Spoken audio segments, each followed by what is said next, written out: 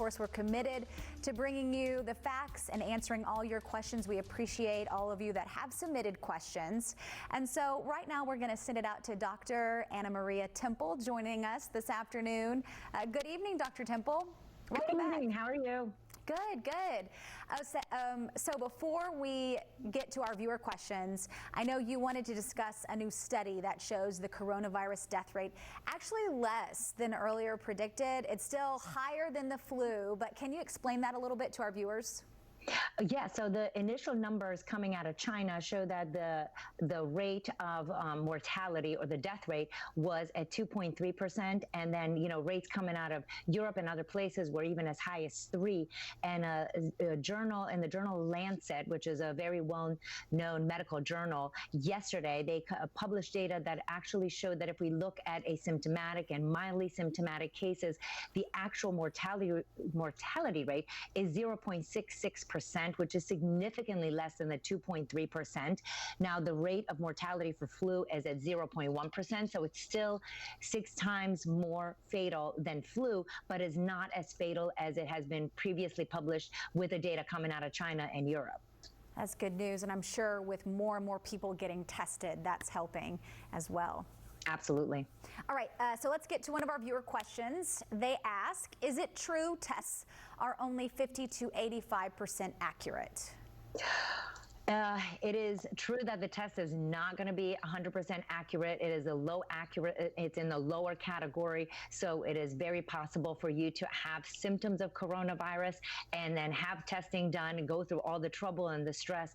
And the test shows that you're negative, but you feel that you had the symptoms. The tests are not, they're just somewhat helpful.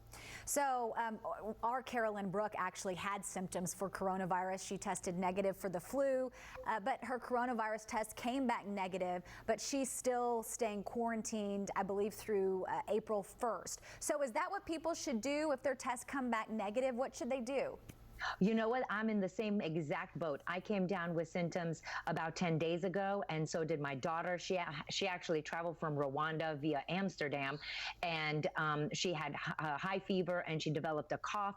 I didn't have fever. I had a dry cough, but a lot of chest tightness, which I've never had in my entire life, and had this cough that was really bothering me. I did go to urgent care to be tested. The test came back yesterday negative, and everyone around my family, we all looked at each other like, really? Is that really negative? However, regardless of the test, which actually took 10 days to come back, we have been quarantined. We're staying inside. If we go outside, because we have a dog and we live in an apartment, we go where there's nobody out there, so we can get a little bit of fresh air, and we come back in. We don't use, obviously, public transportation. We have not gone to the grocery stores. Staying quarantined is the best thing you can do, especially when your index of suspicion is really high. You're like, I've never been this sick, and my cough never lasted 2 weeks before, despite whatever I do. Best protection is going to be to quarantine. That is going to be what is effective. The test, as I say, it's not that helpful in most cases. So can you walk us through the testing process? Since you've taken it, you've given it, I think a lot of people want to know, if I have symptoms, what is this testing process going to be like? Yeah. Great. It's a great question. I didn't know either. And so I called the local urgent care, and they directed, I made an appointment, and we showed up, and you stay in your car and you don't go inside. One of my kids went up to the front door like, hey, we're in the car. And so they called me on my cell phone. They're like, hey, we're going to be with you shortly. And then a doctor came out in full garb, asked me kind of what my symptoms were. And then I got swabbed for strep. I got swabbed for flu, because if you're positive for flu, they're less likely to check coronavirus for you, though that's kind of unclear to me, because you can have both and then you're going to be a lot sicker. But the treatment protocol is you have to be negative for strep, negative for flu, for them to send the Covid-19 testing. The strep throat test is, as most people know, they swab the back of your throat.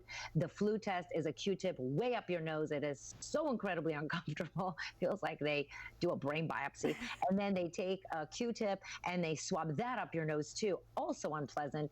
And then they send those off to, rapid strep comes back very quickly, as does the flu. And then, as I said, the testing for COVID-19, they were reporting 3 to 6 days, and now it's more like 9 to 11 days, because the CDC has flooded with these tests. All right, Dr. Temple, we're going to take a quick break and then we'll check back in with you. Our Vanessa Rufus is going to join us for some more question and answers. We'll be right back. Welcome back. During this half hour, we are answering your viewer questions, and right now I want to bring in Vanessa Rufus, who's live from home today. Vanessa, you have a question for Dr. Temple, right? Yes, Sarah. Hey, and hello, Dr. Temple.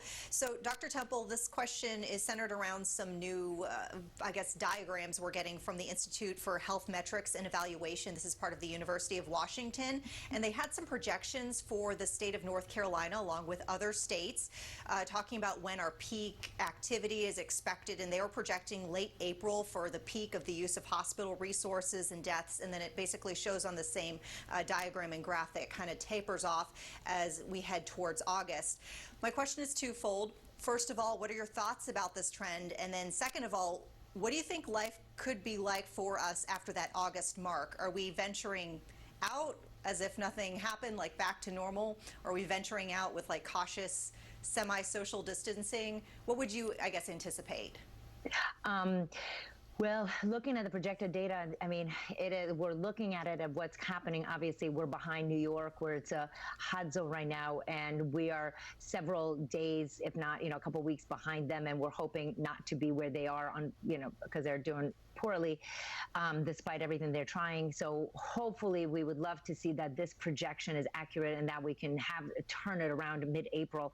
That would be amazing. Again, this is a lot of speculation. And so we're all hopeful that that is how it's going to trend down.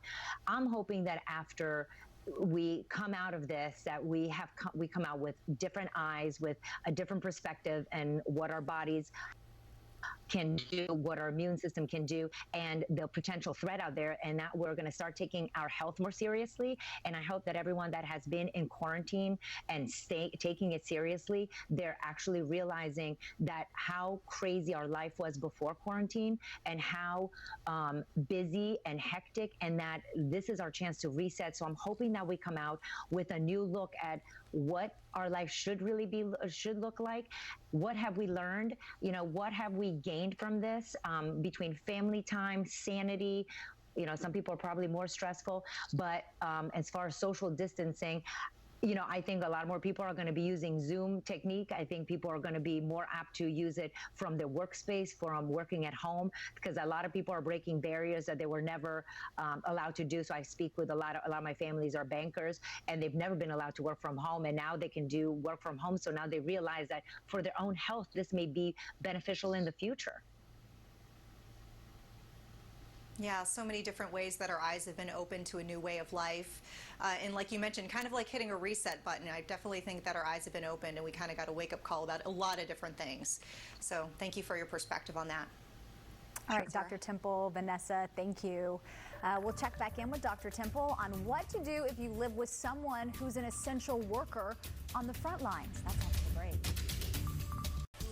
Our coronavirus coverage continues. Right now, we are taking viewer questions with Dr. Anna Maria Temple. Dr. Temple, one viewer asked, what are some of the best practices at home if you live with someone who is an essential employee? Should I social distance in my own home? Great question. I think it's a great question, and actually I live it, so that's also very helpful. My husband just came in from Indiana, where he is a hospitalist orthopedic surgeon, and they had lots of cases of coronavirus and people on ventilators, and he was working the ICU. So I have experienced that. When you live with somebody that is an essential worker, I find we live in an apartment, it's impossible to have social distancing from that person. So what we're doing as a family, we're all just we're quarantined together, and we're sticking together. So he came in from the hospital, and we are on a lockdown for 2 weeks since his shift ended. So to make sure that we are not spreading it to anybody else, and we're acting like we have an active infection, because that is really going to be the safest thing to do for everybody, rather than I don't know, did they come out of the bedroom? Did they touch the kitchen? I mean, where are they eating? Where are they going to the bathroom? That is so hard. So my best recommendation is the whole family binds together, and we support one another, and don't go out in the community thinking that, okay, well, I'm not the essential worker, he is, therefore I'm okay. We are all at risk for spreading this if we're asymptomatic. Right. All right, let's take a quick break. We're going to check on the forecast, and we'll check back in with Dr. Temple in a moment. We want to get back to some of those viewer questions and bringing in Bill McGinty, working from home today. Hey, Bill. Hey there, Sarah, and hey, Dr. Temple. I appreciate you being on again, answering all these questions. They're very, very helpful. And the one I have for you this afternoon is, I was talking to a friend of mine up in New York who works for a television station up there in the Syracuse area. His wife came down with coronavirus. She was tested, and the result came back positive. And I said, well, what are the symptoms like, and how's she doing? And he said, she really can't keep anything down. So I didn't know that there was maybe some sort of a gastrointestinal effect to this. Is vomiting something now that maybe people should be on the lookout for? Is that one of the symptoms now? It's always been one of the symptoms. It's just not one of the common symptoms.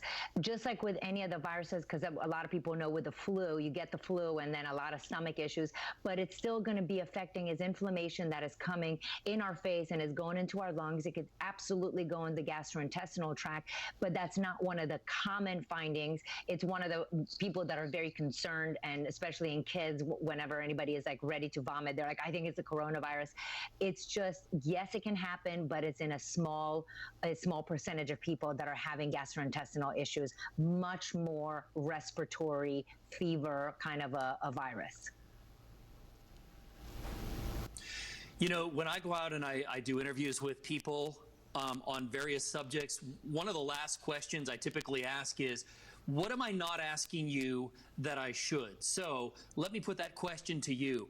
What are we as journalists not asking medical professionals that we really should be asking? Do you ever get done with these interviews and say, boy, I wish they'd have touched on this?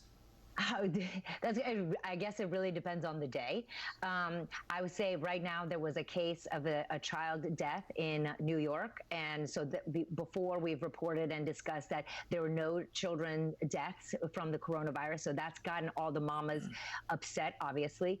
And so at this point in time, there was a study coming out of the journal Pediatrics that showed that even though children can be affected and they can have severe respiratory issues, like we've seen a child in Atlanta and a child, we're getting specks here and there of glimpses here and there of children that are ending in the ICU. Yes, children can be affected. The mortality is still significantly low. We just have the first death, one death that we have so far published in the literature.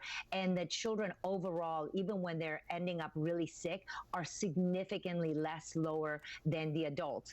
And lastly, the young people, so studies coming out of New York are still showing that about 50% of cases are between ages of 18 and 44. So I just want the young folks to really understand that it's not an illness of the elderly, it's an illness of everybody. And my question, often in the news we're seeing, oh, but they were healthy. I still want to know who's defining healthy and what's that definition. Is it because you're young and thin? Is that what healthy is? Because we still don't have a true definition of what healthy is in the traditional model of medicine. All right, great answer, Dr. Temple. Thank you so much. We appreciate it.